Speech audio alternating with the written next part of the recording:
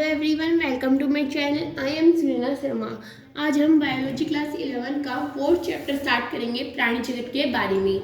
हमने चैप्टर 2 में Monera, protista और कवक जगत के बारे में पढ़ा था और प्लांट्स के बारे में हमने 3rd चैप्टर में पढ़ना था, लेकिन हमारे सिलेबस रिड्यूस होने के कारण वो चैप्टर हट चुका है।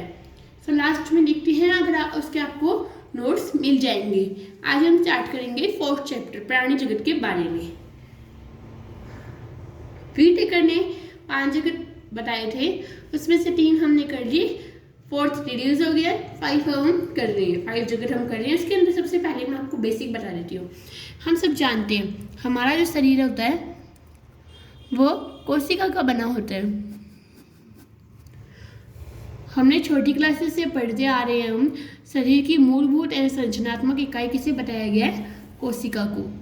कोशिकाओं से ऊतक का निर्माण होता है, ऊतक से अंग का निर्माण होता है, अंग से अंग तंत्र का निर्माण होता है और फिर हमारा शरीर बनता है, ह्यूमन बॉडी। इतना तो हम सब जानते ही हैं, ठीक है। ये तो नॉर्मल हो गया संगठन की स्तर, यानी हम पढ़ेंगे कि आगे आएगा ये वाला वर्ग है वो इस तरह का होता है, ऊतक स्तर का होता है, अंग स्तर का होता है। तो इससे आपको कोई भी कंफ्यूजन ना हो, इसलिए मैंने आपको पहले ही बता दिया। कोशिका से मिलकर ऊतक होता है, ऊतक से मिलकर अंग होता है और अंग से मिलकर अंग तंत्र, एक सिस्टम होता है। ये हो गया हमारा संगठन का स्तर। अब उसके अंदर भी हम पढ़ेंगे पाचन तंत्र। नेक्स्ट है एक जैसे अंग तंत्र हो गया, अब उसके अंदर हम एक पढ़ेंगे पाचन तंत्र। हम सब जानते हैं पाचन तंत्र किसे कहते हैं। हम जब भोजन को ग्रहण करते हैं, फूड को ग्रहण करते हैं, अंदर लेते हैं, उसके बाद की जो प्रक्रिया होती है जिसके अंदर विभिन्न अंग मिलते हैं, मुख, ग्रसनी, ग्रासनली, अमाशय, छोटी आंत, बड़ी आंत, मलद्वार। इसमें विभिन्न पाचन तंत्र में विभिन्न प्रकार के अंग होते हैं, ये तो हम सब जानते ही हैं, ठीक है। नेक्स्ट आपको बता दूं मैं सबसे पहले 4th चैप्टर के लास्ट में आपको एक टेबल मिलेगी, तो उसके अकॉर्डिंग मैं आपको सब सिस्टम के बारे में थोड़ा थोड़ा बता दी ही हूँ। पाचन तंत्र आप अच्छी तरह समझ गए होंगे। पाचन तंत्र जिसमें फूड डाइजेस्ट होता है, ठीक है। अब है परिसंचरण तंत्र। परिसंचरण तंत्र जो हमारा ब्लड होता है, हार्ट से जब ब्लड वो प्योर होता है तब उसके अंदर विभिन्न धमनी होती है और सिरा होती है, 2 प्रकार की होती है। जो परिसंचरण तंत्र होता है वो 2 प्रकार का होगा हमारे अंदर। एक तो होगा खुला परिसंचरण तंत्र और एक होगा बंद परिसंचरण तंत्र। हम जानते हैं हमारे अंदर बंद परिसंचरण तंत्र होता है जिसके अंदर एक धमनी और सिरा के द्वारा लाया जाता है, लेकिन जो खुला परिसंचरण तंत्र होता है उसके अंदर कोशिकाएं ऊतक रक्त से डूबे रहते हैं। सो ये हो गया हमारे कुछ तंत्रों के बारे में पढ़ा। नेक्स्ट हम करते हैं उत्सर्जन तंत्र।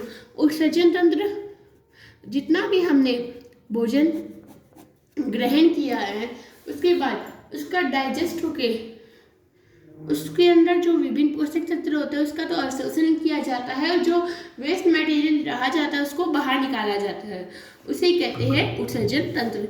ये हो गए कुछ तंत्र के बारे में। अब हम पढ़ेंगे सममिति के बारे में। सममिति के अंदर भी हम इसके अलग अलग प्रकार पढ़ेंगे। सबसे पहले होता है असममिति। क्या होता है असममिति? असममिति के अंदर किसी भी केंद्रीय अक्ष से गुजरने वाली रेखा 2 बराबर भागों में विभाजित नहीं करती है, 2 बराबर भागों में विभाजित नहीं करती है, उसे तो कहेंगे असममिति। नेक्स्ट है अरिसममिति। अरिसममिति। अरिसममिति के अंदर क्या होता है? केंद्रीय अक्ष से गुजरने वाली रेखा प्राणी के शरीर को 2 समरूपों भागों में विभाजित करती है। किसमें? 2 समरूप भागों में। नेक्स्ट है द्विपार्श्व सममिति।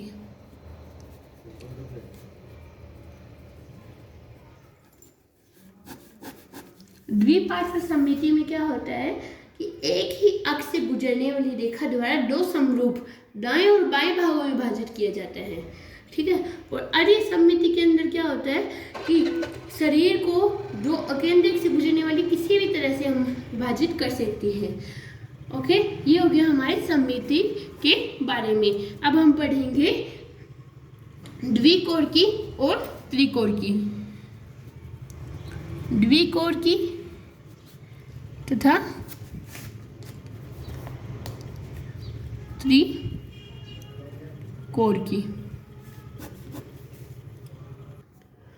द्विकोण की और त्रिकोण की में क्या होता है, जिन प्राणियों में कोशिकाएं दो भ्रूणीय स्तरों में व्यवस्थित होती है उसे तो कहेंगे द्विकोण की।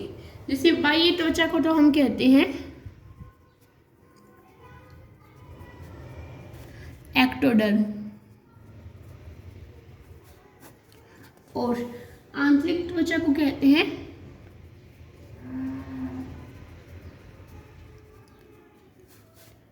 एंडोडर्म। इसे को तो कहेंगे हम द्विकोण की। ठीक है। अब त्रिकोण की किसे कहेंगे, जिनमें तृतीय मेजोडर्म उपस्थित होता है, जिनके अंदर मेजोडर्म होता है उसे कहेंगे हम त्रिकोण की। ओके, अब इसके आगे हम देखते हैं प्रगुहा। प्रगुहा को सीलोम भी कहते हैं। अगर इसकी डेफिनेशन देखें तो शरीर भित्ति तथा आहार नाल के बीच में गुहा की उपस्थिति अथवा अनुपस्थिति, यानी मेजोडर्म जो होती है मध्य त्वचा से आच्छादित शरीर गुहा को देह गुहा भी कहते हैं। देह गुहा मेजोडर्म से आच्छादित।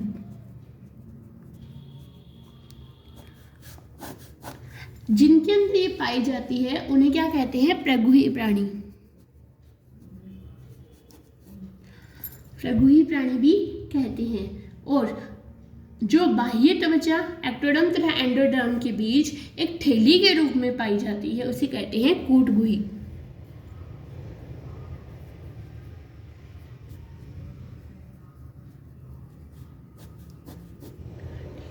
एक होता है जिनके अंदर गुहा ही नहीं पाई जाती तो उसे कहेंगे अगुह्य प्राणी। ये आपको नॉर्मली समझाने के लिए ऐसे बताया गया है। आपको इसके नोट्स बहुत ही अच्छी तरह प्रोवाइड होंगे जिसके अंदर सारे एग्जाम्पल, ये आपको सिर्फ समझाया जा रहा है और लास्ट में आपको चैप्टर कंप्लीट होने के बाद इसके नोट्स भी मिल जाएंगे। अगुह्य प्राणी का उदाहरण हो जाएगा प्लेटीहेल्मिन्थीज। ठीक है। इसके बाद प्राणियों का वर्गीकरण के जो उन भागों में बांटा गया, अब उनके हम नाम देखते हैं। हम निम्न वर्गों के बारे में अध्ययन करेंगे। इन समूहों के बारे में पोरीफेरा, सिलेंट्रेटा, इसे नाइडेरिया भी कहा जाता है, Ctenophora, Platyhelminthes, Aschelminthes, Annelida, Arthropoda, Mollusca, Echinodermata, Hemichordata और कोर्डेटा। इनके प्रत्येक के ही कुछ विशिष्ट गुण होते हैं, उनके बारे में हम एक एक करके विस्तृत अध्ययन नेक्स्ट वीडियो में करेंगे। तो आज के वीडियो में बस इतना ही। तो आपको मेरी वीडियो अच्छी लगे तो वीडियो को लाइक और शेयर करना और मेरे चैनल को सब्सक्राइब करना मत भूलना। Thank you.